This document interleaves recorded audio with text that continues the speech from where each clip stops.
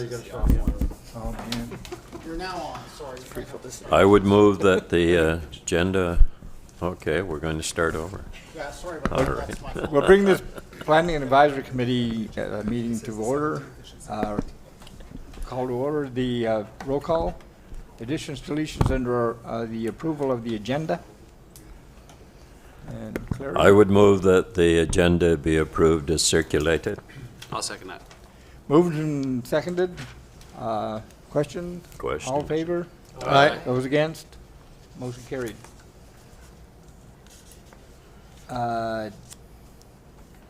Declarations of conflict of interest. Hearing none. Approval of the minutes, August 21st.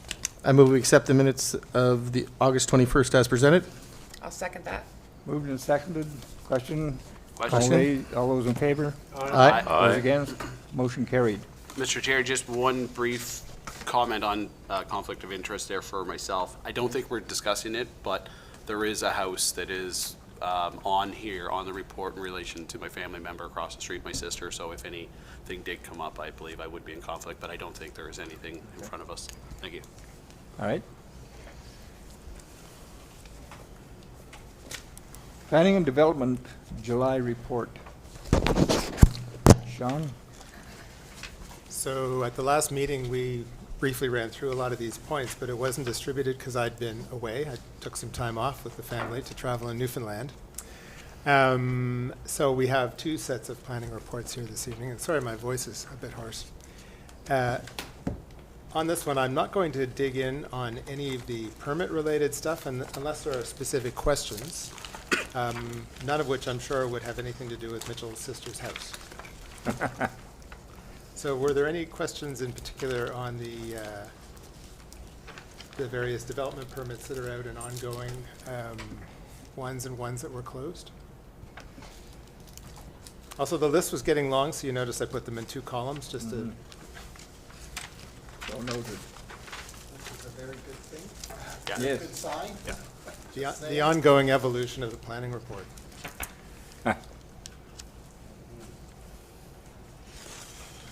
No one having any questions? Okay. I saw that the occupancy was granted for the Simply Golf Cafe. I guess they've been doing really well with that, which is good to see. Good. Looking at the residential projects, and I can speak to this again later, but some of the work that's been really exciting is with the Riverview Group talking about the changes that they're experiencing, which are quite difficult, with the provincial initiative to change the institutional quality of group homes. And so they're looking at redeveloping their group homes in a manner which is thought to be less institutional. And right now we're talking about some property that they have in the town of Westville that could see some really excellent development happen. So we don't have a lot more on it. We've had some meetings and they're working on some preparation of some studies right now. So hopefully in the near future we'll be presenting on that.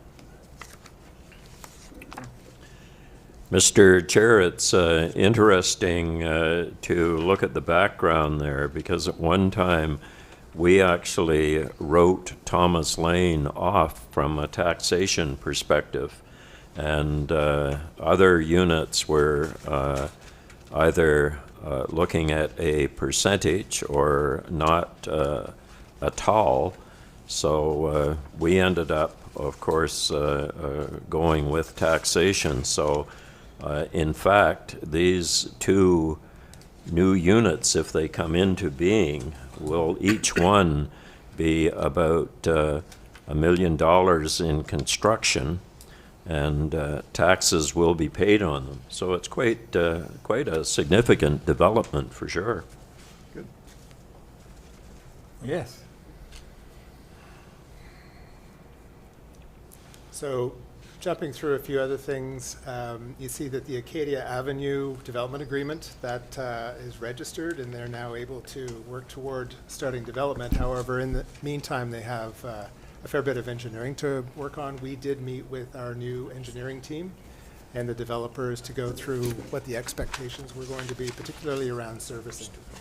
So they're back to the books to come up with their detailed plans in that respect. The only thing that I would add to that is, my understanding is that they hope to actually do the infrastructure this fall.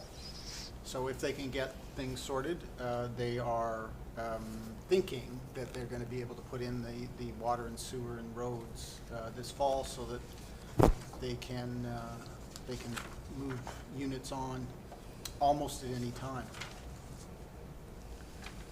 Okay. But the ball is in their court now. Realized I'm actually doing the September one. If anyone has anything in the earlier one, I can go back to it, but I think we did go through most of the main points at the last meeting. Yeah. I realized that when I saw that we've got the Drummond Road Shaw development coming to the public hearing on September 23rd, so that's Monday evening, I guess. We had a really interesting zoning confirmation letter request that was sent to us, and the entirety of it was in language that I hadn't run across before, and apparently it stems from a template that's used in the city, which is somewhat unusual. But after quite a bit of back and forth, we figured out that I was able to offer what they were looking for. We just called them entirely different things. And it had to do with 5 commercial properties in the downtown that are being put up for sale, all owned by the same owner.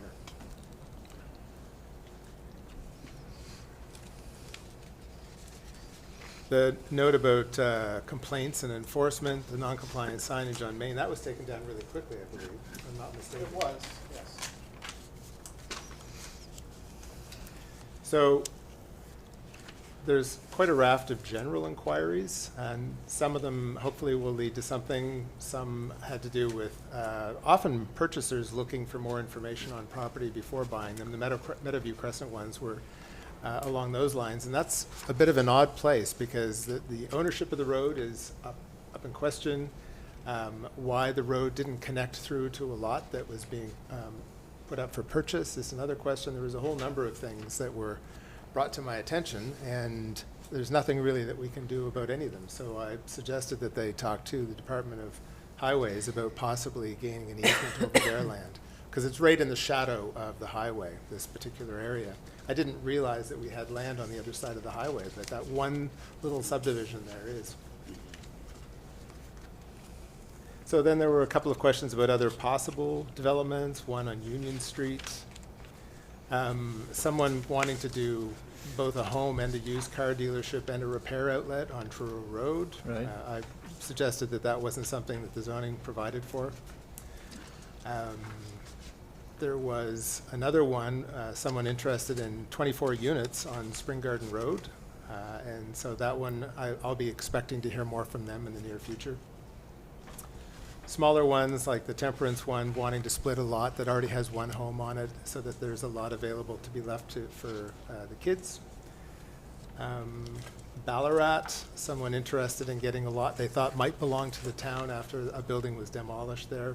It doesn't, it's still in the person's hands who had the home that was demolished. It does bring up the question of vacant lot policy. That's something that hopefully we'll find some time to get back to. I think that one of the previous CAOs started that work. There's a draft bylaw in the files. Okay. And another one, really interesting potential developer looking at they own a 1 acre parcel on Victoria, and they're looking at doing a medium density residential project there. And then just a little AUD potential project, auxiliary dwelling unit on Church Street. So all of a sudden, we have a huge amount of interest in development happening in Westville. That on top of all the other ones that we've got that we're working on right now, it's kind of extraordinary. I see the mayor smiling right now. I'm smiling because I know there's others that didn't even make to your report Right, yet. yet. Still more to come, That's in right. other words. It was a busy period of time with respect to subdivision as well. I won't go into the details on that unless anyone has any question on it. One that was interesting, we had an owner who had gotten a consolidation done of several lots on McKay Street with the intention of doing a triplex, and then wanted to bring it back to 2 lots so they could do more like a single family home or a 2-unit home. But now they want to keep it at the large lot, but actually just do one large home. So Not exactly the direction we hope to go, given how much housing need there is, but certainly their prerogative to do so. Exciting activity here. The Dalhousie Planning Department, they, as you know, we were the successful candidates in an application that resulted from an expression of interest request that the university put out. I responded to it along with quite a few other municipalities. I think there were 13 others, and we were successful in winning that bid to have the Dalhousie planning students, the honors class, come and do a project here. So we had, last Wednesday, we had 26 show up on a bus. There were 23 students, 2 TAs, and the professor all showed up, and we had quite a good morning session here for about an hour and a half or so, just talking to them about the history of the town, you know, where we are now, how we got here, where we'd like to go. And they're tasked with taking a look in particular at our downtown. What can we do to breathe new life into the downtown and also to the residential areas around the downtown, and doing it in a way that's sort of, they support one another. There's a interdependent relationship between the downtown residential areas, which are, I expect over time, going to become more mixed use, and the downtown itself.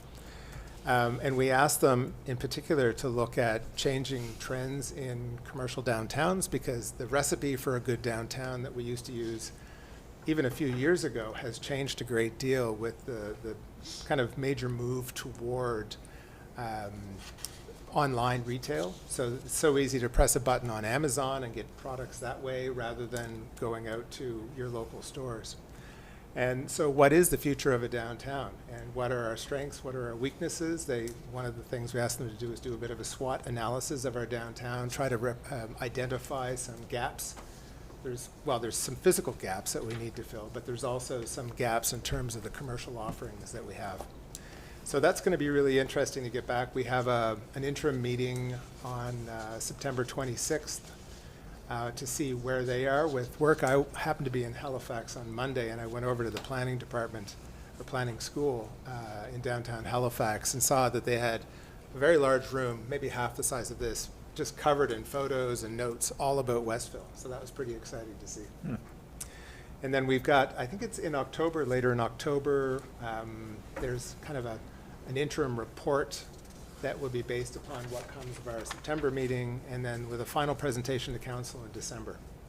And the idea is that they're being treated as though they're consultants. They will be presenting something to us that should look and feel like something that we would be getting from a consultant.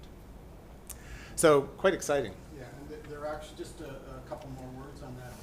They're actually broken up into 5 different teams, looking at 5 different aspects of downtown. So we'll get I think we'll get a fascinating array of, policy and activity options for this council and future councils to mull over the next little while. But I think it'll provide a really interesting base from which we can start to build. So in the September report, or the August report, I noted that the active Can I transportation. Mr. Chair, just before I go on that, I know I was asked by a few people the cost to the town for this project, and I just want to make sure that I was correct in my response, that the cost was to paying for the bus for them to come to town last week, which I think amounted to about $1,700, if I'm not mistaken. Under $1,700, and so it will be 2 bus trips. One, their initial bus trip in, and then the bus trip to present to council their final report. So, under $4,000, and we will have,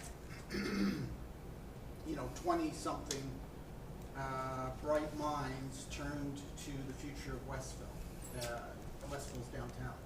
Hugely, we couldn't touch that kind of consulting power for probably under $40,000. Yeah. It's like having an entire staff looking at this, and like as the CAO said, divided into 5 different groups.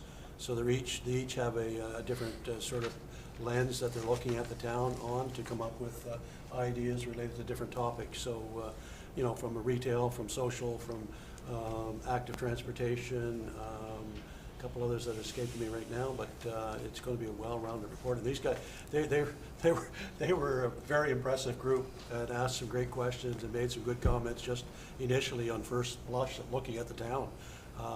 They're a keen group, so and very knowledgeable. Obviously, they're the top of the class basically. in Yeah, the and they're planning willing, department. it's not that they're first-year students, right? No. They're in the last year of their program, the honors program. Good. Mr. Chair, I think since there was in fact about a dozen other municipal units seeking this, that it's time to say a real thank you to Sean and Scott and to you too, Lenny, for interacting with all of them when they did come. But I guess the biggest bouquet would go to you, Sean. So I think there's a real thank you involved here for the efforts that you've made. Good. I think they were quite excited by the opportunity that coming to work for Westville represents. Well, to do a real project, I mean, to do something that has meat on the bones and means something to a community, as opposed to, going through university and doing a project just Hypothetical. for the sake of doing a project and getting graded on it. This is as Sean said, they're being treated like they are, we've hired them, and we've hired them as consultants, so it's a different sort of mindset, I think, from a typical course at university doing a project, right? Right. So if we're additionally lucky, we'll also get a master's class picking up where these guys left off. So that was also discussed. It hasn't been promised yet, but I think that they're very interested in pursuing that. So that would be a winter term project for them. Good. I realized that I wanted to back up a little bit in this discussion. On our main street, we have an art gallery that's they're working on pulling together the pieces for their permits to get it opened, and that's fantastic. They will pull in people from a fairly broad region, and it's great to see that. But they also got the last space that we have in town, in the downtown, that you can actually lease or rent or buy commercial space. There is no other space available right now. Because we've lost so many buildings. And we are, in all likelihood, going to lose a restaurant or a takeout at this point because they are going to have to leave where they currently are, and there's no place for them to go in town.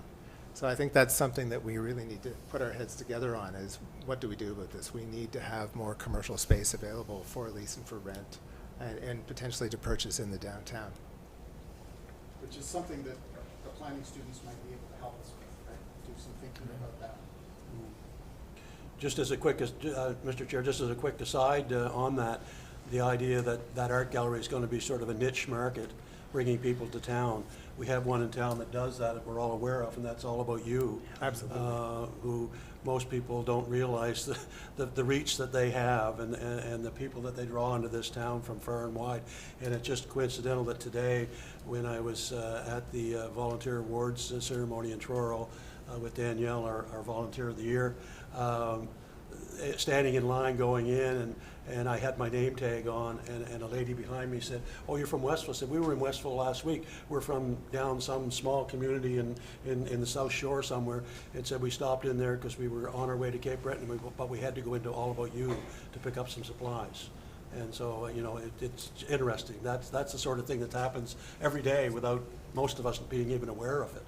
So, if you could, and I think that the art gallery will be similar. It'll bring people from far and wide, no question. Good. Since we're talking about Main Street, there was some understanding that the old Salvation Army building would be gone before the snow would fly. Is there any development on that? I mean, Sean's looking at you like, gone? I hate that word, right? Sean wants to preserve it, by the way. What, yeah, I know. There was an effort to try to perhaps move it somewhere. But if in fact that has failed, then what I'm asking is that Dr. Rivera actually owns that building and now has the Harris property, and there were going to be some happenings in the town after that removal took place. So I'm just wondering what the status is on that. So it's a two-part answer, I suppose. I did speak with Dr. Rivera quite recently, and he's putting together a financing package on that project. And he said he would be happy to have someone move the building rather than having it demolished.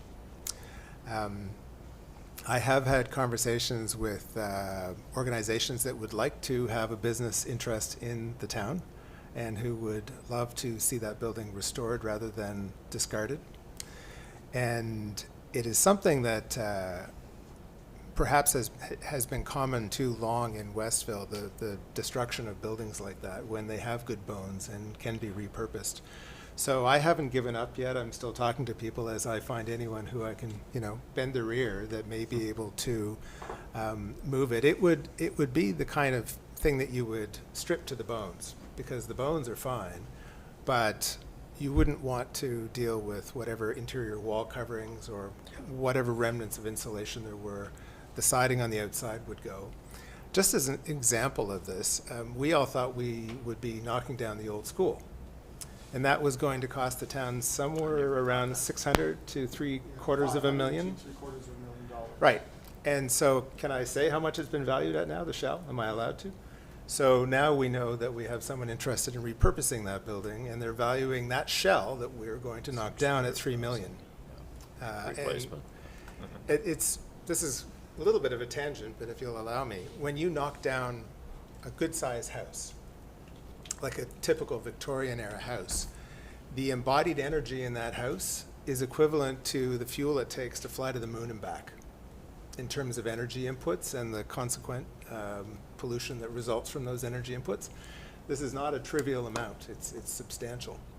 And so where we can take a piece of our built legacy, the fabric of our community, and repurpose it for a new use, and look less like a 1970s goalie on our main street with many, many missing teeth, I think it behooves us to put some effort in to see if we can save those buildings, because they have great lines and they remind us of the history of the town, while still hopefully providing a new opportunity. Mr. Chair, I didn't want anything to be misconstrued because I wasn't advocating that it be torn down. I was looking at the status of it because it was rumored to be being torn down. But I'm glad that you got involved and tried to save it. So, well, that is unfortunately that is still the plan if we can't find a way to. And it looks as if there are some beautiful, nice-sized stones underneath it that Also. would, in fact, make a base perhaps in a new location. But I wish you well, but I hope something happens soon. Sometimes miracles happen.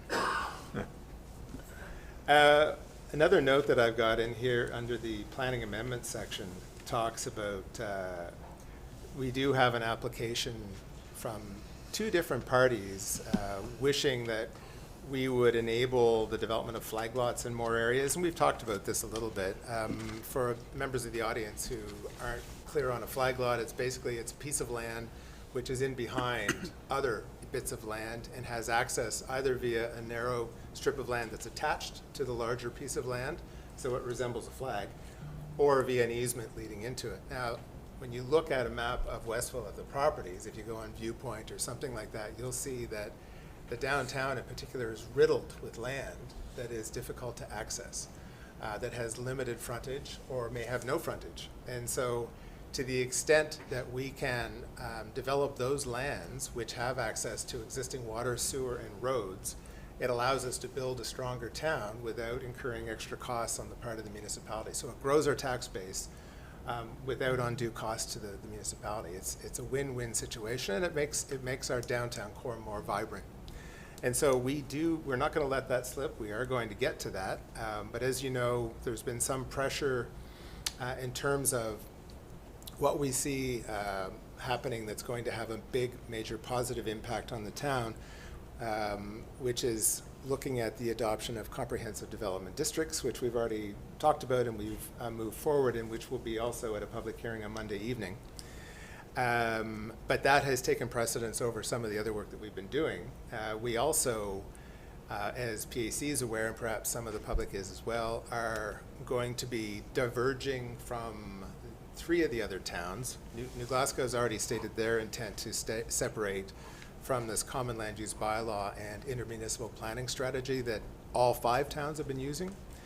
It's very challenging to kind of tread your own path when you're shackled to other towns with respect to all these policies and regulations.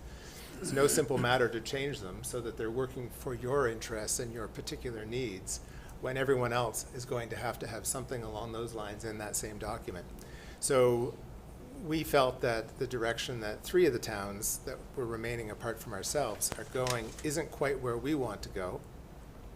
And so we will be working toward adoption of, more or less right now at least, the existing document stripped of everything that has nothing to do with Westville, which is quite a bit, with some changes to improve legibility and transparency, and also to help streamline some of the processes. You'll see later tonight when I talk about the rezoning, there's a number of things that we have to consider, in a very long list of things that we have to consider, that really slow us down. And they're redundant, a lot of them. And so we're going to try, over the course of time, to pare those out and come up with a cleaner, more concise document. But it will take time.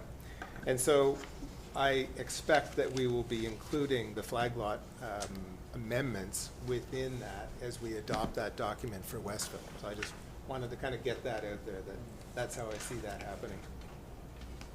Just as kind of a little color commentary, you know, infill development, which is the most impactful kind of development we can have in terms of the finances of this town. Because as Mr.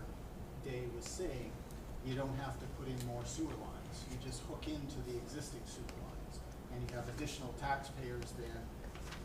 You broaden the tax base, and therefore kind of relieved everybody of downstream pressure. You know, infill development can really only happen, particularly in Westville, if we have an opportunity to develop those kind of landlocked or near landlocked parcels of land that are really spread across this town. And so it's a huge resource that has, by the design or the misdesign, I guess I would say, of the current planning bylaws, been completely locked and inaccessible to us. And so if we do make those changes, then those lots will actually be there, and they'll be available for development. And you know, as Mr. Day's long list of activities kind of indicates, you know, there's probably been more development activity between January and now than there has been in the last 3 or 4 years. And so there's a bunch of stuff that is now starting to happen, and we're going to need more land, more access to more land as others start to, as people start to realize that, oh, now Westville is a really fantastic place to live, and we want to move there. The last things I wanted to mention from the reports are the status of the active transportation project with Cycle Nova Scotia. So I think the last report noted that we were through the public consultation phase, and there was some information sent back to the focus groups at that point. More recently, we were sent the routes and a survey associated with the routes, which is intended to kind of identify which of the routes, there's 3 that have been identified, which of them should be focused on, or if they should all be looked at in the same vein. I kind of felt when I looked at them that they all supported one another, that we really don't want to leave any of them off the table because they all make sense, particularly working together. They really knit the town together in a way that you won't get if you only do 1 or 2 of the routes. And so for those who are party to that, who have been playing a role in that project, it would be great if you could find the time to go through that, sit down. It takes about, I don't know, perhaps half an hour or so to review it and think about it and come up with your responses. And once they have that information back, they're going to be moving forward with some kind of like pre-design, like what's it going to take to do this? If we're going to try to focus on 1 route, 2 routes, or 3 routes, what will those projects look like? And part of what they're able to do is help secure funding toward doing this work, particularly toward engineering studies, which is fantastic because that can add up pretty quickly. So that was just a gentle reminder. If you haven't already had a chance, for those of you who are participating, please do jump in and fill that out for Ethan. And if you didn't get the email, send me a note and I'll forward it to you. John, do you know how large that group is, that focus group? How many people are involved in that? I would have thought all of council was on it. Yeah, other than that, I mean. Do you remember There the were people meeting? that attended the public, Yeah, I would say that would be the focus group. they're all accounted for. Yeah, Yeah, it's a difficult time. there's a lot going on There's a right lot now. going on right now, Yeah. apparently. So- Was there anything that I haven't spoken to this evening that anyone would like to talk about on these 2 reports? I had, Mr. Chair, through to Sean, I had an inquiry today. It's not on the report. It's actually fairly new. And I guess in relation to if there's any permitting process or oversight when an entity does a significant paving project and the effect it could have on stormwater runoff in the adjacent properties in our ditching system. In particular, there's a location down the corner of Temperance that did a significant paving project, and there's some concerns from some neighbors on that just today. I think it was paved yesterday, possibly. I saw that there was a lot of gravel spread around. I think Yeah. I know the site. And there are issues, maybe it's Campbell's Road that has water ponding that happens. To speak to your question, there's 2 parts. I think I've said that before about your question. Many communities, in the face of increasing intensity of rain events, are putting limits on how much hard surface can be developed. We currently don't have that anywhere. And, you know, it will come back and bite us if we don't start looking at that. So right now, I don't know that we have anything that would Right. cause them to come to us to say, look, we want to put in acres of pavement. Right. That said, it's not within our ability to enforce it, but it is illegal to create a situation where you increase water from your property moving on to adjoining properties. Right. Unless you have their permission to move your water onto their property. Right. But it's in tort law, and so it would be enforced through the courts. Through the It courts. wouldn't be something that Yeah. we would be involved in, Yeah.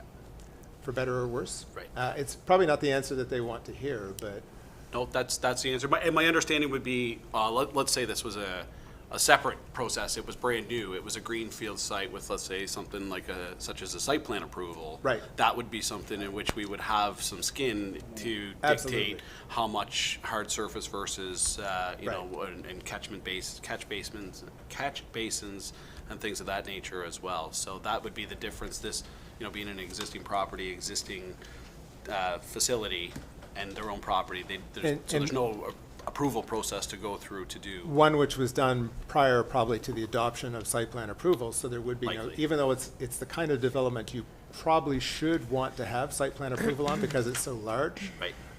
That one, as far as I know, doesn't. And I was working on a site plan approval just today where that was one of the things I talked about is the need to show clearly where the grounds that can absorb water will be relative to the hard surfaces. Thank you.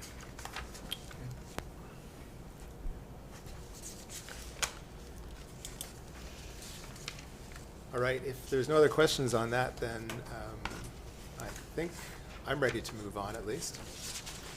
Just one question, if I could, on 1269 Drummond Road. There was some public concern about that facility initially, and it's proven that we have a very good corporate citizen there, I would say. And the cafe that is being looked at there, I think is of significance, particularly with the problems that miners on Main Street is having with not being able to have people, because of accessibility, not being able to have inside sit-down area as there used to be just a number of years ago, and a very limited number of years ago. So what does this cafe look like? What do we, have we seen the actual plans of that? How many tables are there? What's there? I mean, You're going to have to go down. have they, are they that They're far open, along they with have it? their occupancy. They- Just briefly, it's, Covered golf balls. it's a fairly small cafe. It is open to the virtual golfing area, so you can actually watch people trying out their swing and working on their swing.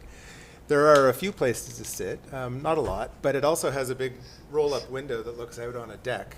And the deck is part of their barrier-free access. They had to put a long ramp in to get people up to the height where they could come in.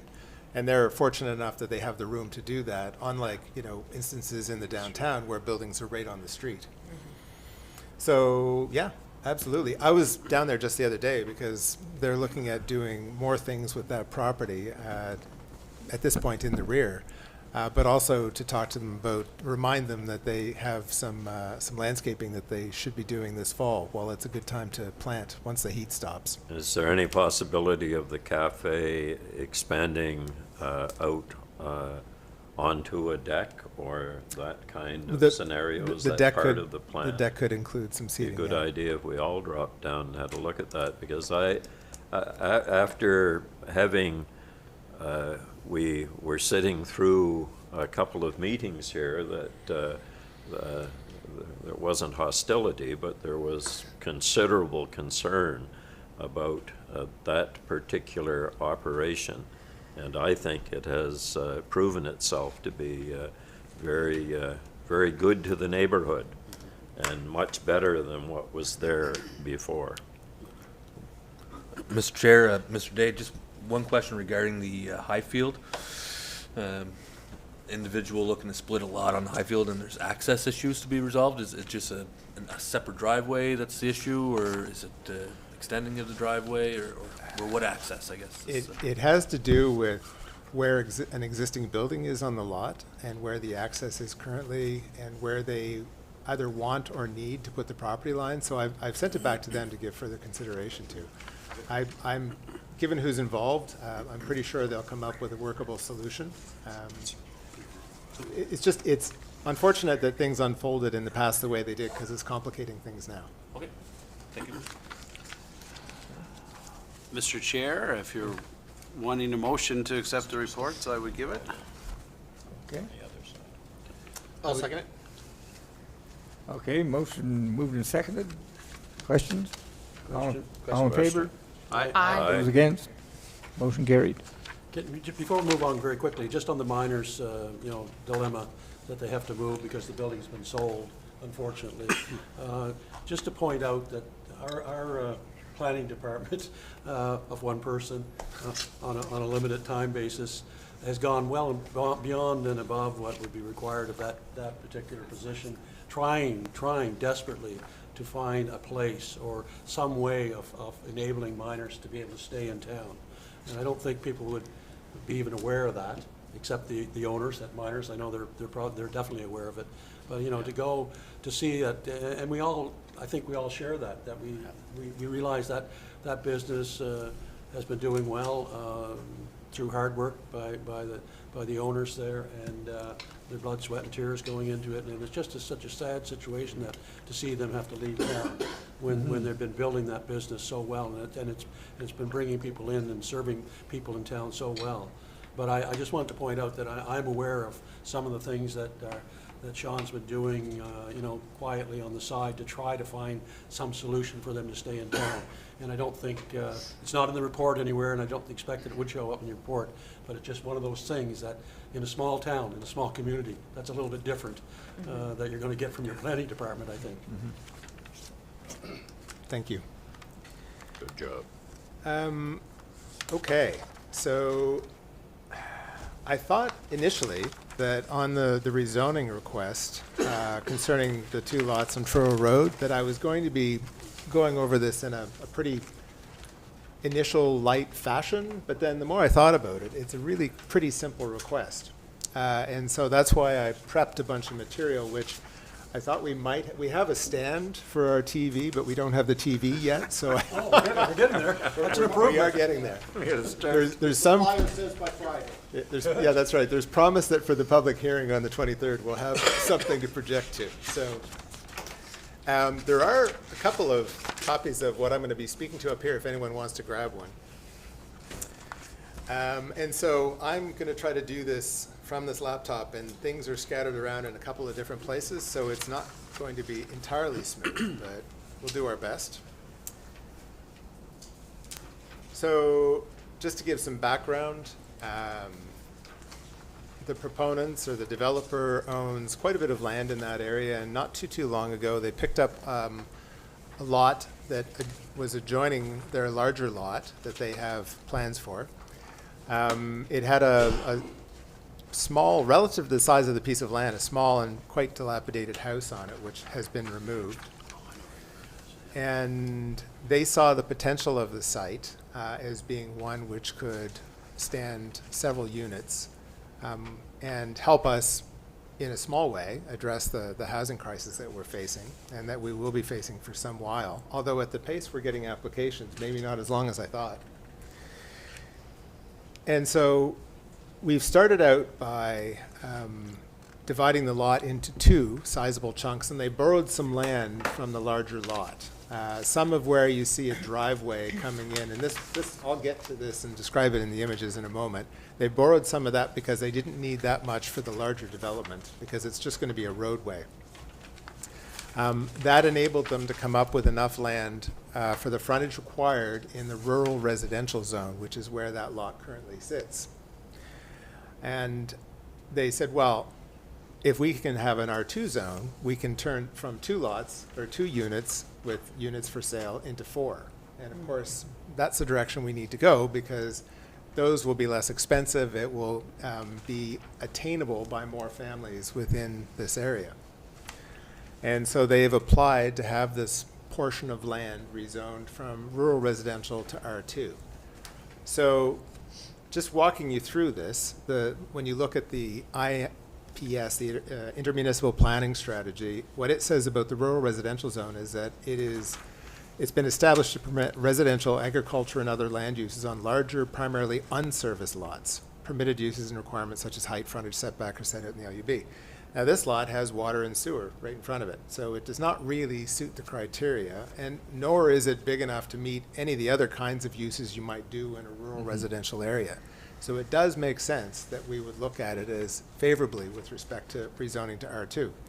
The R2 policy is pretty simple. It just says it shall apply primarily to serviced areas within the residential designation. Permitted uses and requirements such as height, frontage, setback are set out in the LUB. So we seem to be going in the right direction in terms of adherence to policy. I think to make this easier, I'm going to refer you now to the images, because I'm going to bore you silly with the next part that I'm going to have to walk you through.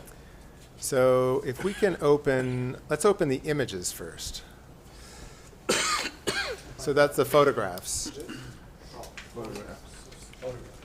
Right. So you'll recall with the Drummond project, one of the big concerns was stopping sight distance. So that's the distance you need to be able to see to stop safely if someone's emerging from an access from a lot at certain speeds. And so it has to be a certain length and not have blind hills and blind corners and things like that.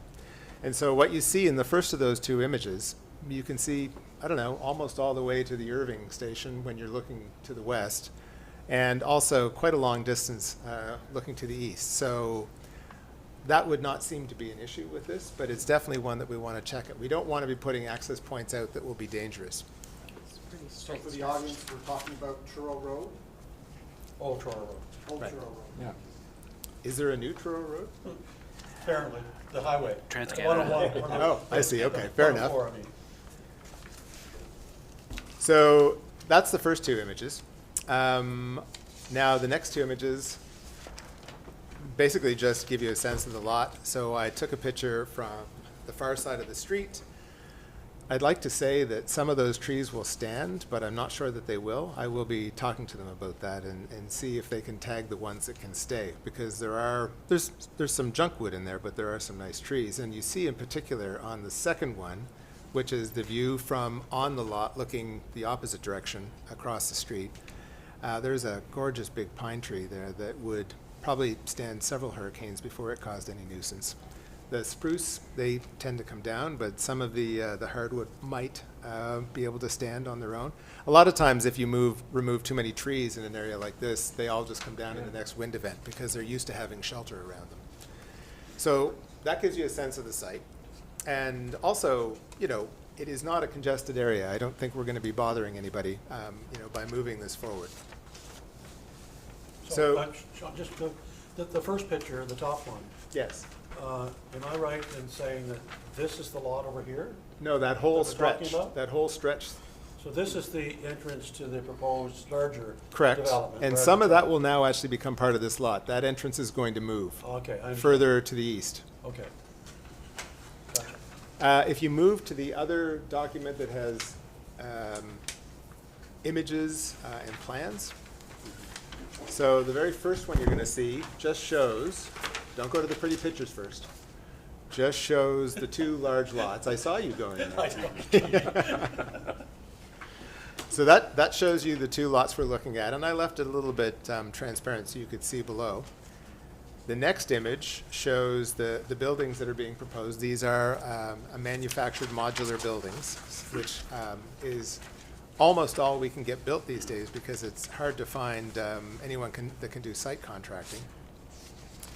If you move on to the next page, you will see the proposed render of what the buildings would look like, and you can see quite clearly that they are intended to be two separate dwellings, joined by one common wall.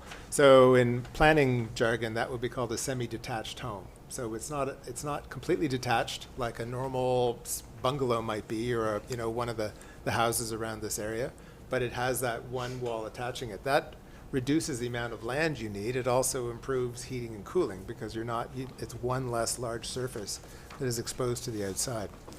And then on the final image, you get an idea of the site plan, which seems to have a pretty good layout as I look at it. It's nice and efficient. It's got generous spaces, and I think it would make a nice home for some people. So they're 26 by 34 each, basically, Right. each section? Okay, so now you have a mental image of what we're going to be talking about here. We can go through, you remember I was saying earlier that we have a lot of requirements that we have to review that sort of overlap? You're going to get a good glimpse of that in a moment. I'm going to try to rip through these pretty quickly, and if you feel like there's something you want me to stop on, please just mention it. Mr. Chair, through to Sean, just before we go too far, I have one quick question just before we get there. So the intention is to take these two lots are zoned rural residential already? RR. Correct. They have an as-of-right permitted usage for a two-unit dwelling already. Correct. They can build exactly They what I can showed build- you. So this is where I'm going. So they could, as of right, they're permitted to already go through this process. Yes, it is serviced already, was not serviced when it was zoned RR. I guess, and maybe this is what No, you're the gonna- service what- is- what the you're gonna- service is there. That's what I'm saying, it is, but when it was zoned as RR originally, there was probably no water and sewer went down that Probably. road. So it's got as of right permitted usage to build what they want to build, and I guess my question is there a requirement to rezone it? Is there going to be an afforded benefit to them to change it to an R2? Or is it going to be more restrictive in its usage, going to an R2 from the RR that it currently is? So it's a great question. I did mention it earlier. What it allows them to do is sell each side separately. So Right, yeah. each side would be on its own lot. If you look at that last page. Right, or so actually- they're subdividing the two lots into the four. Correct, Right. And that's permitted under the R2, correct. right? But not under RR, right? Well, because of frontage, in the RR, they're Right. assuming that there aren't services, so Right. they have very large lot frontages and Right. large lot areas. Right, and a site plan approval, which is permitted in the RR, wouldn't cover the subdivision. Right.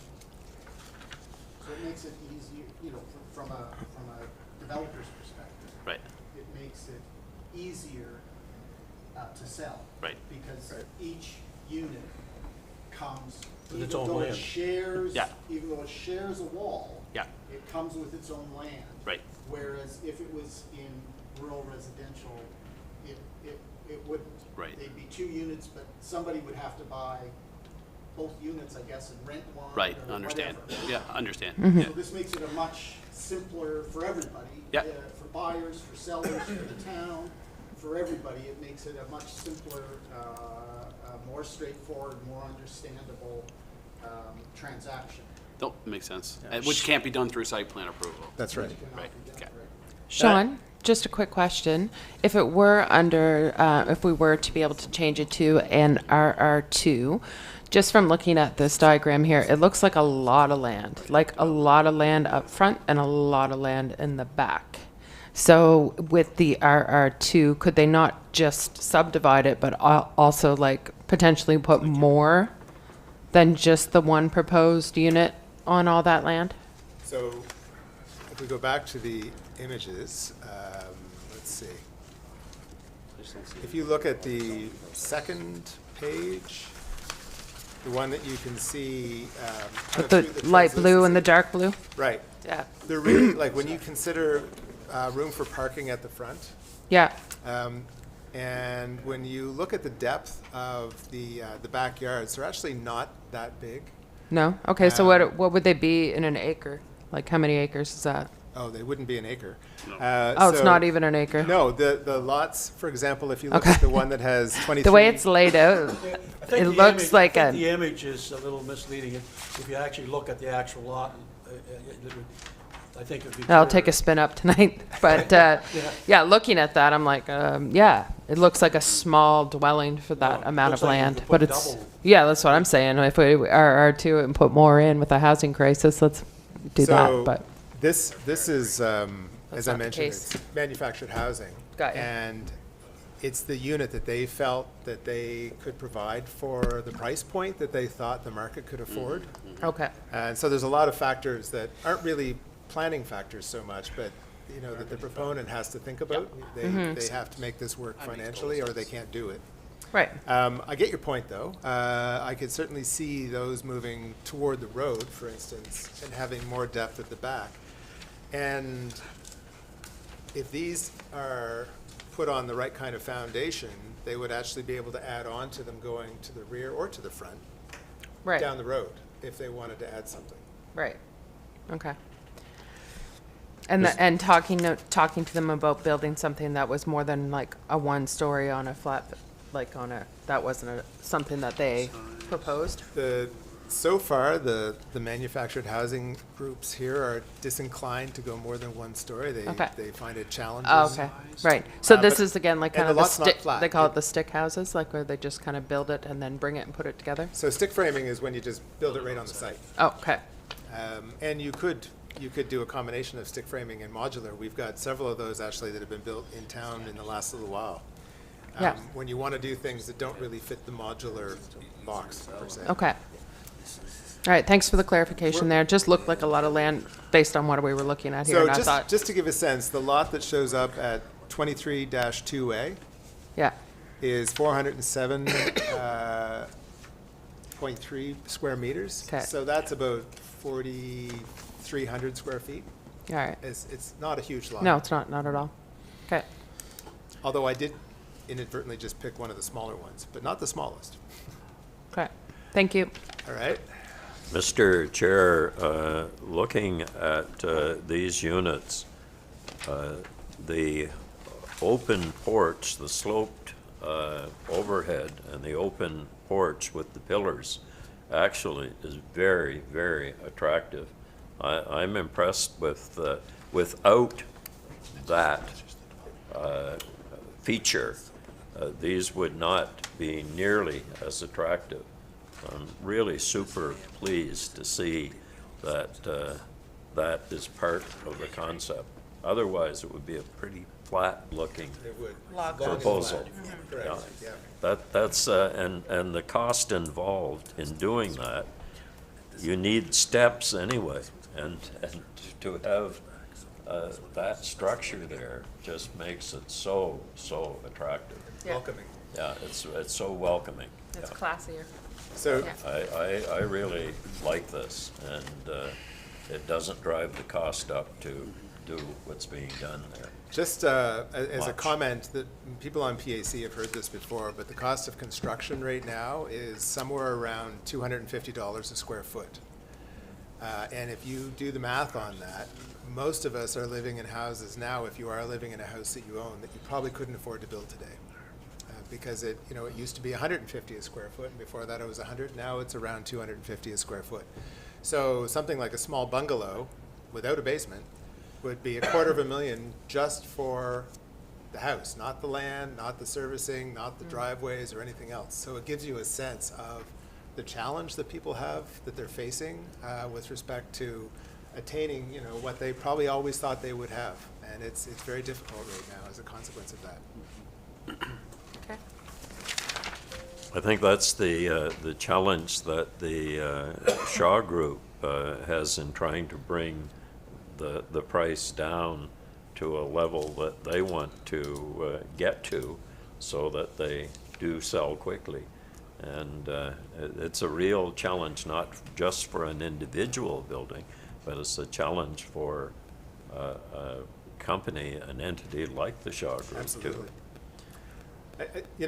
We do have smaller families. People have realized that living in big spaces is expensive, both in heating and cooling and maintenance and just general ongoing operations of these places. So I Tell think us about it. right, there's an opening of the mind with respect to living in smaller spaces, and that's really going to be necessary, in terms of housing people. So getting to the implementation policies that we go through with respect to this. And if people feel that we shouldn't try to do this tonight, let me know. But I think that we can go through this and have this continue to move forward. I think that it's a reasonable thing to do in this fashion. So we've already talked about the policies establishing the zone. And my understanding of the contents of our MPS and LUB would suggest that moving to this rezoning is entirely in keeping with the policies and LUB requirements. One of the things we have to look at is the capacity to absorb development, operating, or capital costs. In this instance, we're only talking 4 units here. They could be developed anyway. The rezoning just allows them to be split into 4 units. So there really is no impact in that respect. And it's on an existing road with existing water and sewer. So I think we're good on that one. So just a point of clarification, so what we would end up with would be 4 separate lots. Correct. Subdivided. Correct. All of which are considered R2, Yes. because you can't have an R1 with a duplex on it, I'd have right? to go back. You can't, I just checked, like, Right, okay, good. you can't. So it's an interesting, Oh, semi-detached, you can can't want R1. right, so you can't. So a semi-detached, they couldn't be zoned R1 even though they're single units, they're one, but they're on separate properties, you've got 4 Because of that lots. wall.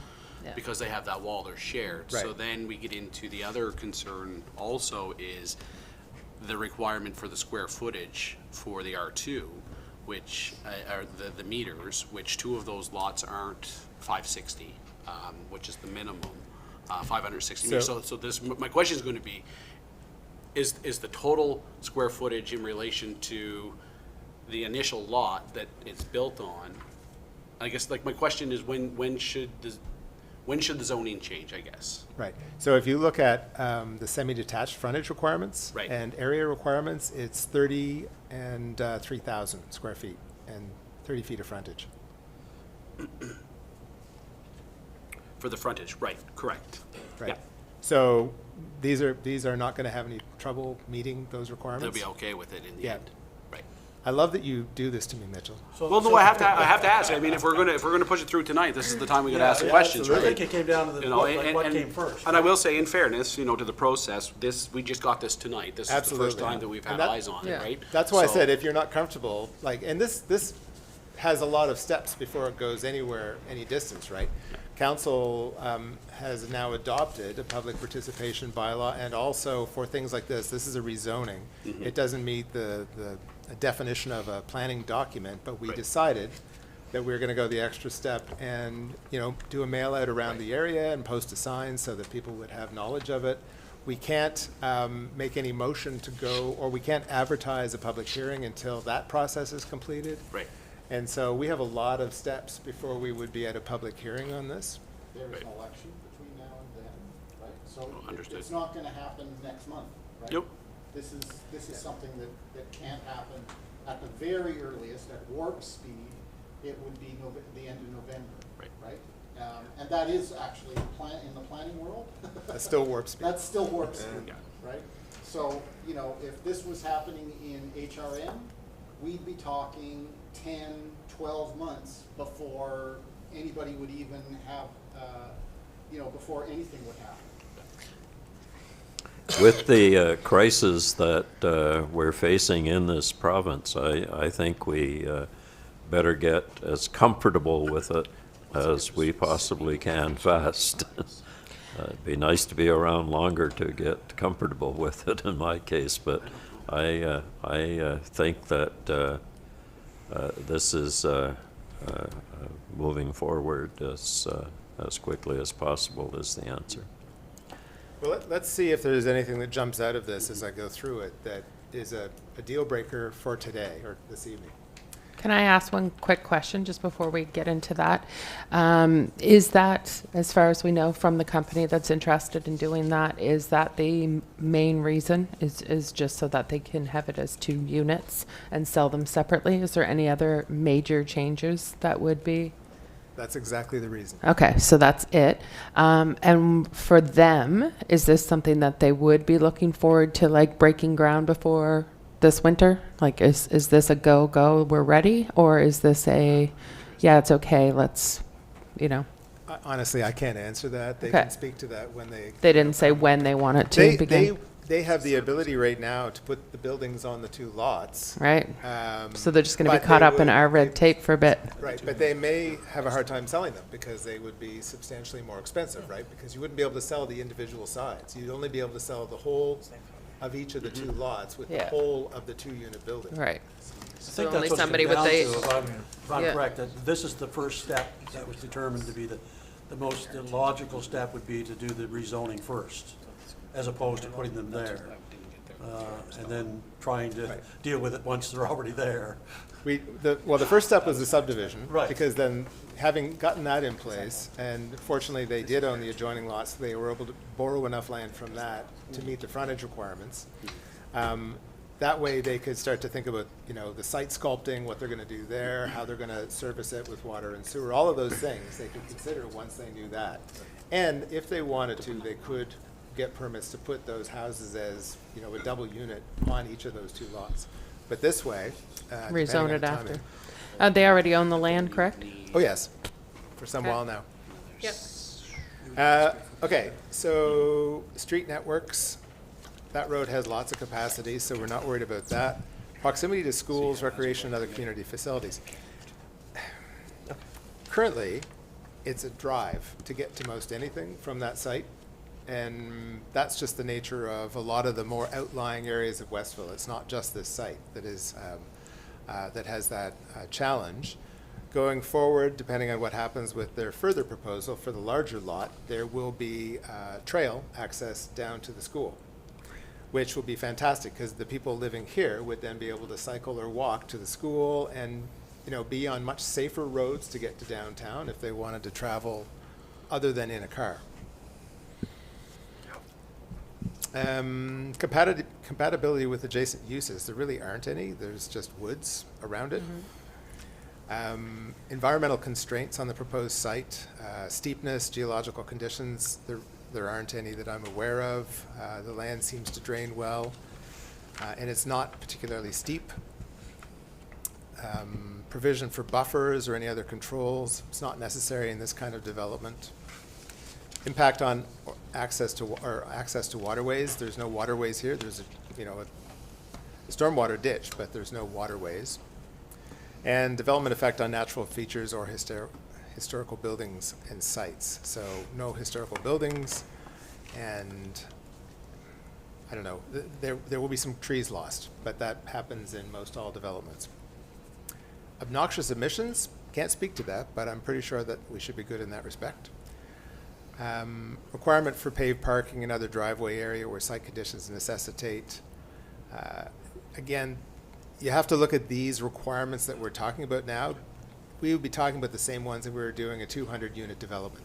So some of these don't make sense when you're just talking about a small development. Sorry you guys came for like a boring conversation. Development agreements, so I won't get into that because this isn't about that. This section, though, is written such that we have to review it for development agreements, land use bylaw amendments, rezonings, all of these things. And this is why we have a lot of overlap. Looking through that, though, there's nothing there that we need to worry about. And then we get into policy IM12, criteria for amendments, development agreements, and site plans. So a lot of these will sound familiar, but we are required currently to talk about them all, or take a look at them. So again, consistency with the MPS and LUB, we've discussed that. Capacity to absorb development, we've discussed that. Water and sewer capacity, like all of these, we've already talked about. Let's see. I think that that basically covers the ground that we would need to talk about. There's nothing, we're not going to have signage, we're not going to have hours of operation, we're not going to have concerns about architectural design compatibility with adjacent uses. It's not a great place for pedestrians, but will be one day once we have that trail system in place. Drainage, we know how that's going to work because of the way the lot slopes. It's just going to drain toward the ditch, which is helpful.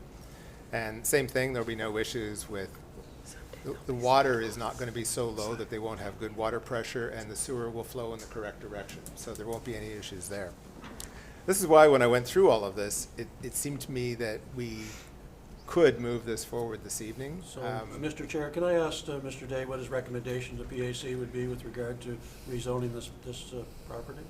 So my recommendation, given that we have more opportunities to give this consideration before we get to a public hearing, particularly now that we have the public review component that we've agreed to, is that I think it's quite safe and prudent for PAC to move it to council to consider for first reading.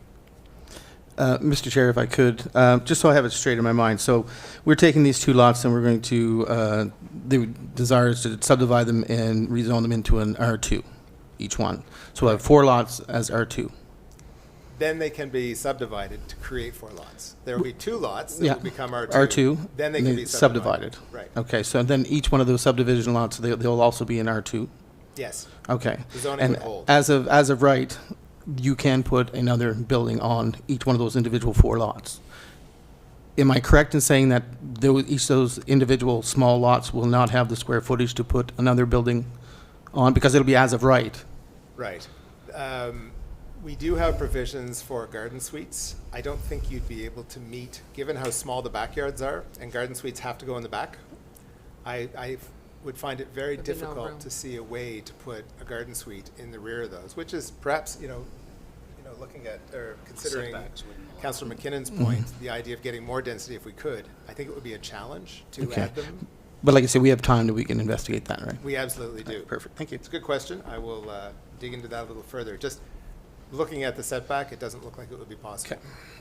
So you are recommending that this move forward from here tonight, To first reading. first reading? Right, which would then And does start that sorry. conflict with what was said a few minutes ago about perhaps it not going ahead until November?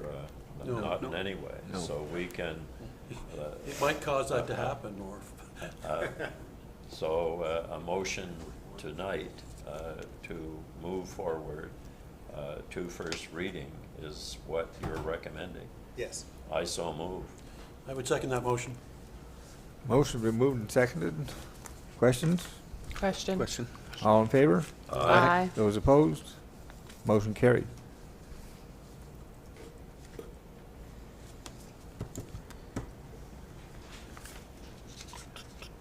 Lovely. Next, what I have here is the B section on the updates, the NSCC. Sure. Maybe CEO Weirs would like to speak to that one? Yeah, certainly. So we are, as many know, I guess, because we are close to signing a letter of intent with the Nova Scotia Cooperatives Council for the adaptive reuse of the Highland Consolidated School property. And so that letter of intent would see the town of Westville transfer to the Cooperatives Council the currently derelict, I guess, I would call it, school, which is, Mr. Day pointed out earlier today, you know, I've been sweating about that since I took this position, because I can see that, you know, if it continues to deteriorate, the town will be, and the taxpayers of the town will be on the hook for somewhere between $500,000 and $750,000 to demolish and carry away that building if we can't find a good use for it. So by entering into this agreement with NSCC, we're able to turn up to a $750,000 liability into a, you know, when that project is done, it will be worth somewhere between $10 and $15 million probably. It'll be 70 units, roughly, of rental accommodation in a town that has a 0% vacancy rate, which is a crisis situation. It will provide, I believe, daycare. Current plan is for up to 80 childcare spaces in a community that has, my understanding, Pictou County has just about a 300-person waiting list for any childcare anywhere. And so that's also a bit of a crisis for working moms and dads.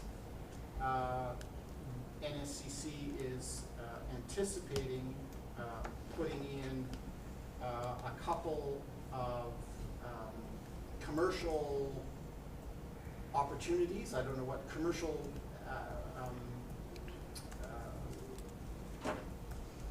activities there.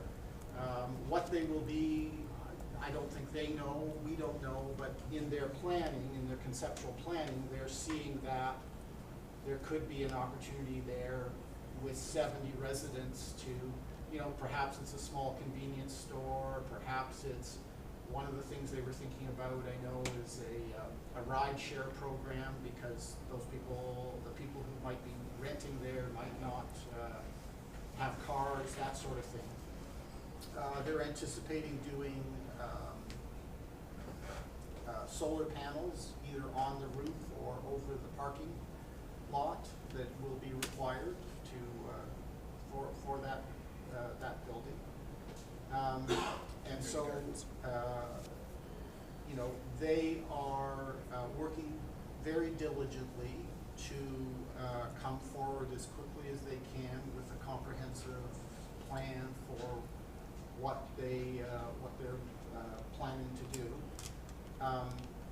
They are anticipating holding an open house, shall we say, or a public meeting on October the 2nd.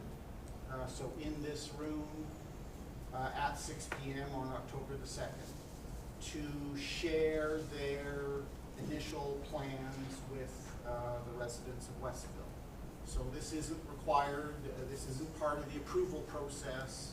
This is the Cooperatives Council saying, you know, we anticipate, we want to be part of the Westville community. We want the Westville community to understand what we're proposing and give us good ideas. And I am pretty convinced that they will, if there are great ideas that come forward from residents, that they would probably adopt them. So encourage everybody to come out. You know, we are, there will be no further decisions, there won't be any decisions about this made until NSCC brings forward an application, and they aren't there yet. Having the open house will help them build their application, and they will build it. So this will be something that is entirely in the purview of the next council of the town of Westville. So, you know, it's probably not something that will come forward for real consideration until probably into the new year. And even that is moving at light speed when you're talking about a $15 million project. Just in terms of thinking about, you know, how quickly things would change in Westville, it will take probably 24 months to undertake the restoration. So they'll have to clean it all out. They will strip it right back to the, not that there are studs, but right back to the brick walls. And they will take all the insulation out and all the current mechanical and all the current electrical, and they will redo the whole thing from there up. And so it will be an entirely new, for all intents and purposes, it'll be an entirely new building.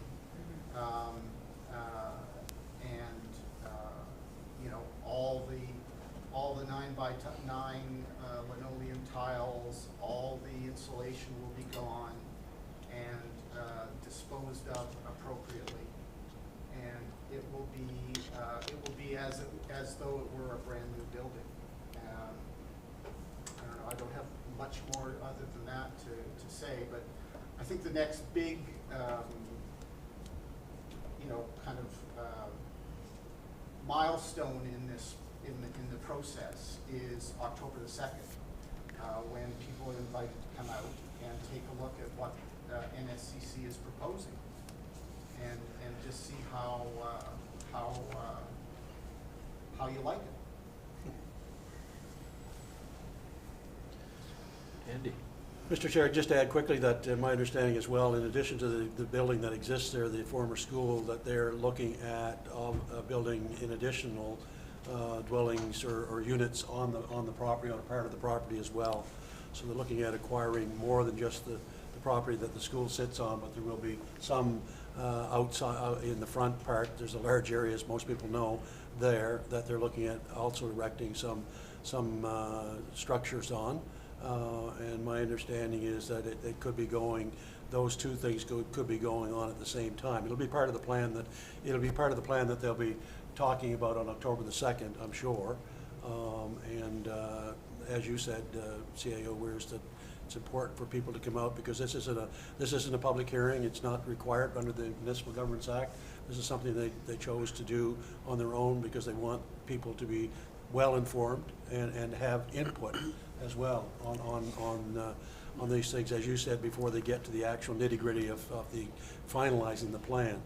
And I should say, the only other thing I'd point out, that as of now, our understanding is, and this is subject to change from that process that we talked about, but they're talking about 25 one-bedroom, 25 two-bedroom, and 20 studio units. At least that was the last that I heard. It could be that's obviously subject to change, but that's sort of the breakdown on the 70 units that they're talking about at this point in time. So pretty exciting stuff, and encourage people to come out on the 2nd to hear exactly the details. And the other thing is, I just want to make sure people are aware that when we say NSCC, we're not talking about the Nova Scotia Community College. They're not involved in this. It's unfortunate that they both have the same initials, but it's the Nova Scotia Cooperative Council that's undertaking this project, not the community college. Mr. Chair, I think the public has to be made aware that this cooperative has existed for 75 years and has a very proven track record that they can certainly stand on. And from South Main Street, it's my understanding that the front of that will be something really nice to look at in a common area too, with perhaps gazebos or whatever. Mr. Chair, I just want to point out, we had a very large uptick in the open house for the long-term care facility, and I might suggest a slightly larger venue for this particular one. I think there's a lot of keen interest in the town because of the community involvement in what's being asked. Folks may feel they have more skin in the game, so to speak, than just not just, but as opposed to a long-term care facility. So this chambers might be a little small.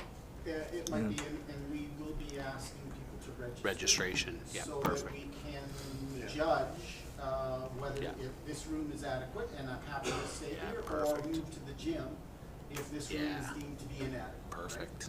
And so the only way we can do that, well, the only way we can understand that is if people RSVP. Yeah. So, Okay. Right. All right, move on. Comprehensive Development District Policy. I think we've actually, Have we we spoke to that. dealt We know with that that? that's, yeah. And we've also had a chat about the Drummond Compact Home proposal, both of those coming to council on the 23rd. Yes. And on recent planning requests, it's sort of buried in some of the inquiries that I've had.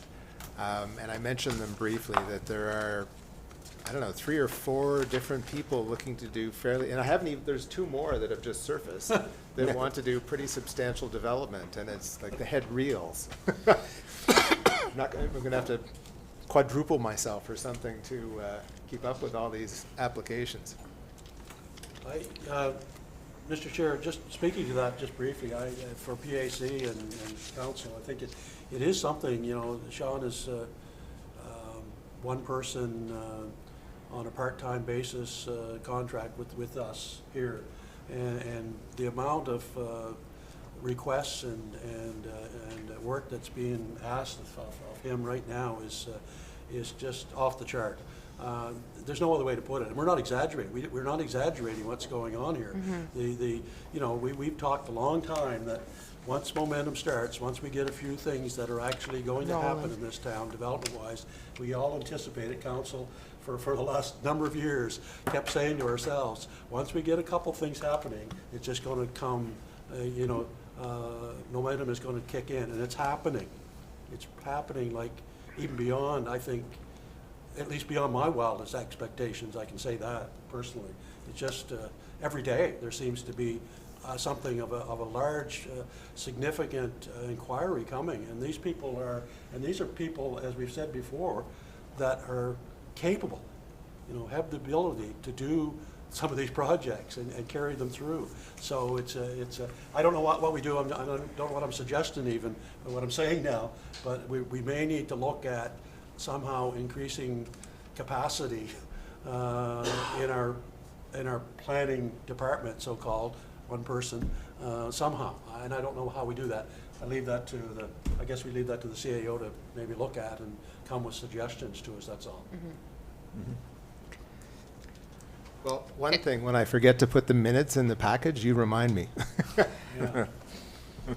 Just a question, is it possible at all, like, as some of these exciting projects and people are calling with general proposals of things that they would like to do, could there be like even just a weekly email that goes out to council that says like, these are the types of projects that have, you know, people have been looking into, just so you have this information ahead of time and just place it on the back burner, may or may not be happening, but, you know, just a general like, hey, just so you know, so-and-so just called and they're talking about wanting to put this giant restaurant around the corner, and then we'd know that before coming to PAC.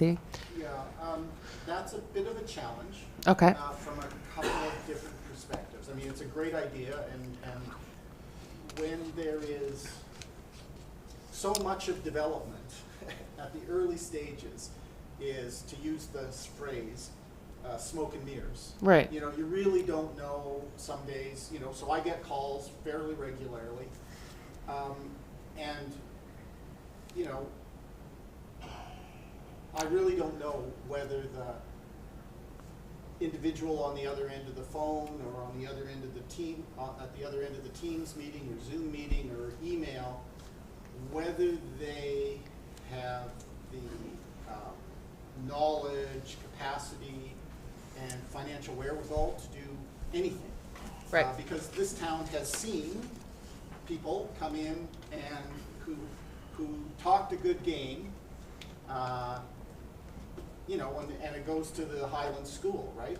Somebody came in 5 or 6 years ago, whatever that time was, and said, you know, I'm gonna turn this thing into residential apartments, and, you know, got started on demolition and ran out of money, and, you know, the town spent the next 3 years and more tens of thousands of dollars than I want to remember, trying to chase down and get the land back. So, I guess maybe It's just the just- ones that you think are yeah, valid. And Yeah. and you don't know what the smoke and mirror, you know, until you get into the process of ways. Yeah. You really don't know whether the smoke and mirrors, whether they are smoke and mirrors or whether it's real. Yeah. And so. I think council would be okay with, I personally, Mr. Chair, I hear what Sarah's saying, and I tend to think that we can, to a large degree, provide that information to council so that they are aware. You know, keeping in mind what you know, the parameters you put on it. Yeah. My comment was, and it sounds like when I was listening to our CAO, I was thinking, I don't often disagree with our CAO, but I'm not disagreeing with him. But we're just seeing, and he's seeing things that I don't see, obviously, or any of us see. But the ones that I have just, you know, recently heard about, or inquiries that have come that I'm aware of, what I said previously, and I'll stand by it, they have the ability, they, in my mind, have more of an ability to do things than some of the ones that the CAO has referenced in our past. And we all know that. Those Right. of us that have been around for a while on council and so on know that we've had a lot of those inquiries that just didn't, like you say, Scott, didn't go anywhere. So, but I think, though, it might be a little bit of, you know, selection process, but to get that information out. and I think council's like, you know, we have the professionalism to take the email and know that it's not coming as a guaranteed promise, this is what is happening, but just kind of, you know, when you say like on a daily basis, we're hearing these things, right? Well, for us, it's not a daily basis, so it's kind of like, oh, well, what are some of the other, I don't know. You know, I may suffer from over a case of, you know, kind of bureaucratic caution. Right. I just don't want things to blow up in my face, council's face, the town's face. And so, I get your interest. It's just, you know, some of the stuff is just wacky that comes through the door. Yeah, I wouldn't expect you to Some email of that it- though. Some of it Yeah. is, you know, some of it sounds wacky until they put the check on the table. And, you know, so, it's a kind of a judgment call, and I'll do my very best to be less bureaucratically cautious on that front. Sounds good. And Mr. Chair, I think that just goes to how we have to focus our resources, because we can only do so much. That's right. So, I mean, and that's what we hired our CAO and our planning to do that, to weigh those out, to see what's viable, what's not, and then apply the appropriate focus to those projects, right? So we trust them to let us know when this is a viable option, right? I'm not interested in everything or hearing rumors or anything like that. I mean, I want substantial. And in some cases, there is, and I've witnessed this, not in this town, but in other jurisdictions, publicity can drive projects away. Because proponents, sometimes, it's not that they want to be secretive, but they want to line all their ducks up and make sure that it's all tied down. And, you know, I've watched more than a few well-publicized projects go up in smoke when somebody couldn't get financing that they needed, or those sorts of things, right? It's So happened in it's this a- town. Yeah. It's happened in this town. And that's the judgment we expect for our management team to have for that. Because I mean, like I said, there's a lot of work going to come down the pipe, and we've got to be very, very smart on how we manage our resources to handle, to get the most out of each opportunity that we have coming across our desks. Yeah, we have a capacity problem, you know, we only, Not impossible, just has to be well managed. sorry? Not impossible, just has to be well managed. Exactly, no, I agree with you, 100%. So it's yeah, but I think I understand what the question that's being raised as well, you know, that from council's perspective, just to have some, maybe not feeling that have all the insight that you'd like to have on what's happening maybe. But I think these two guys here can handle that quite well. I'm quite totally. confident in that. Yeah, no. And determining what needs to, and then you get into confidentiality as well, right? I mean, you as Scott is saying, you know, that a lot of these individuals don't want anyone to know that they're sniffing around and have an idea to do in Westville until they actually get further down the road. The good example really is the Cooperative Council. You know, the exception there, the difference there in my mind, and correct me if I'm wrong, the difference there is that they basically, we asked, when we got to a certain point with them, we asked, can we make this public? Are you okay with us letting people know that you're thinking about doing this? Although we have nothing signed, we don't have all the details and that. And they were like just so much wanting to do that. They were anxious to do that. Yes. You know, so we got there, so, you know, we've done a lot of PR around that. We've done public release, you know, we did a press conference, we did, you know, things that we're putting out there in the public. And it's all because they are agreeable to us doing that. Like, you know, they're with us on that.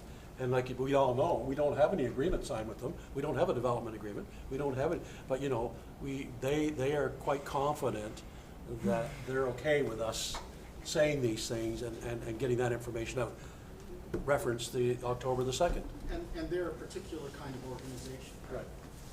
They come with their own financing built in. They are the people who run credit unions, right? So they have access to money that, you know, by going to their board of directors with this proposal, it's kind of a foregone conclusion that if the board of directors nods yes, which we understand they have, then the financing is done because it's all done in-house.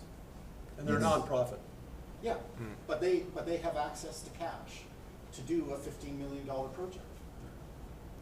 So on this, I think another point about NSCC is that, and Diane Kelderman made this clear to me several times, and to you, I think you were there too, is that they're very mission driven. It's not about achieving a certain ROI, it's about achieving their mission.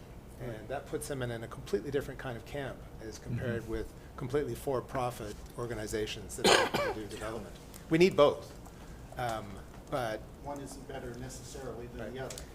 so in my other, on the private side life, I've seen, and Sarah's not here right now, but I've seen lots of projects that took up huge amounts of staff time and went all the way through to getting a development agreement, but the developer still didn't pull the plug because the financing wasn't right, the labor market wasn't right, you know, there can be so many different things that make a project not viable at the 10th hour, you know, and it's difficult to assess which of those have any chance of making it through. Yeah. There's also, I think, we all like to dream, and some of us too much. I know I like to dream a lot. We don't know what we don't know sometimes, right? And so it's only when you get into it and you start exploring an opportunity that you see that you start to understand just how much depth you have to go into to get out on the other side. And you know, I think that you'll see a high failure rate of people wanting to get going on projects that are maybe too big for them to undertake, given that they may not have the experience doing this kind of work. But right now there's a lot of appeal because everyone knows that there's a housing shortage, and you know, they want to get in on that. They want to see what they can do to provide housing, whether it's just because they feel like that they want to serve their community, or if it's because they see an opportunity, an economic opportunity. But they may have no background in this and may have really no sense of what the steps are that you have to go through. And those that have experience are concerned about the marketability. Sure. That's the big thing that we hear. We heard that, we all heard that from Shaw when they were here. They're concerned about what will the market bear? What can they sell these homes for? And so that factors in there as well, correct? I mean, that's a big, right now, that seems to be a big one that most developers are concerned about with rising prices and so on, and where they need to be to sell their properties or to rent their properties and make a return on investment. So that's coming in there as well. I think I'm good. It's gone through my agenda. Okay. There's- In camera tonight, or do we need? Unless somebody else needs one. I find it hard to believe with this amount of development that there isn't an in-camera, so. Saucy point. Well, I mean, they're not mutually exclusive, I guess is what I would say. Is there any public input tonight? Yeah, anyone have anything to bring up? I think it's great to see people coming out. It's answer is yes to fantastic. what you said. It's, Yeah. My answer a is lot yes of to what you just communities said. wouldn't have someone sitting out here listening in on these kinds of conversations. So kudos to you guys for coming out and showing up. Thank you. We find them quite exciting some nights, but they can be dull listening. All right, if there's no more discussion arising from business or any other business, and I assume there is not, could we have a motion for adjournment? So moved. So moved. Motion moved and seconded. Favor? Aye. Those against? Aye. Motion carried.